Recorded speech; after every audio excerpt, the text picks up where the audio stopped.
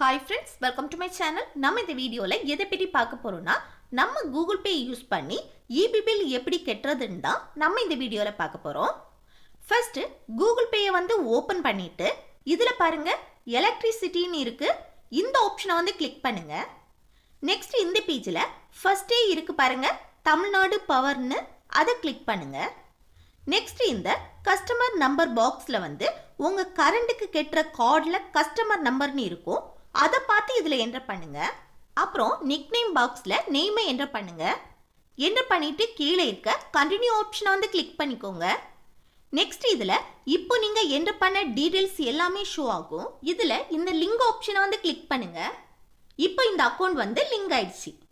இப்போ இதில் நீங்கள் எவ்வளோ கரண்ட் பில் கட்டணுமோ அந்த அமௌண்ட் வந்து ஷோ ஆகும். அப்புறம் இதில் இந்த பே பில்லை வந்து கிளிக் பண்ணிட்டு உங்க Google Pay UPI பின்னை வந்து என்டர் பண்ணி சென்ட் பண்ணா இந்த அமௌண்ட் வந்து பே ஆயிடும்.